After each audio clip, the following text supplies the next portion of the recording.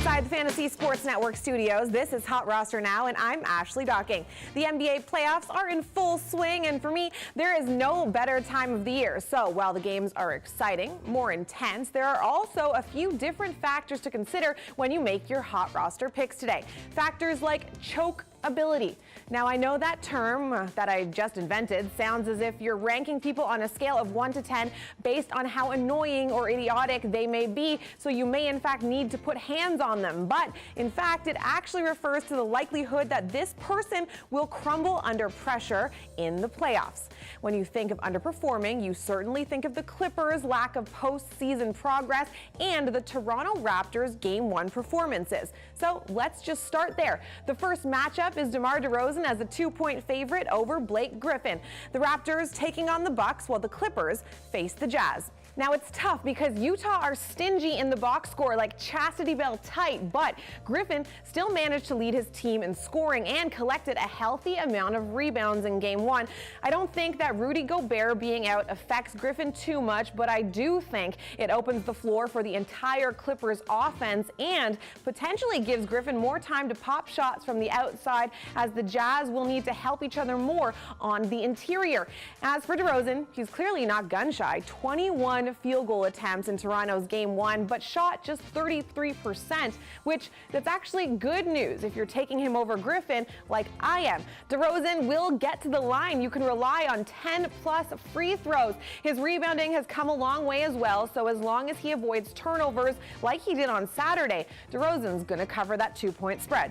However, as for his counterpart, Kyle Lowry, yikes. We saw Lowry disappear in the postseason last year. The guy shot 16% from distance in round 1 against the Pacers, and it was deja vu all over again for the wily point guard in his first outing this time around. Lowry managed to stay relevant by leading his team with 6 assists, but the usual offense was nowhere in sight. No starting point guard in any winning team in the postseason so far has scored less than 12 points. Lowry had 4. Take that for data. Lowry is the head-to-head favorite against lean-in ambassador Gordon Hayward, who managed a double-double in Game 1 against LA. Hayward attempted just 1 3, missed it, but still notched 19 points. If Lowry struggles again tonight, the season's late bloomer for the Raptors, Corey Joseph, will get additional run. Hayward will play 40 minutes.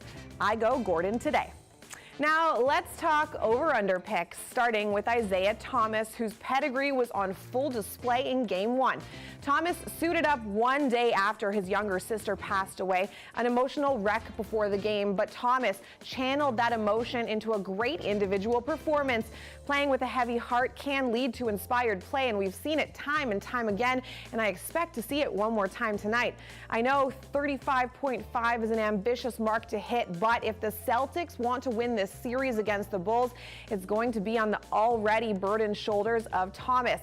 I say he has a series for the ages, over 35.5. In Boston's way, however, the Chicago Bulls. You hear a lot of love and praise for Jimmy Butler, and rightfully so, but 7 of Chicago's 20 offensive rebounds were courtesy of Robin Lopez in Game 1. He was able to exploit a weak Celtics front court and double-double because of it. Lopez shoots a high percentage, so even though he doesn't have the volume, he'll get you where you need to be tonight, which, by the way, is just a measly 20.5 points.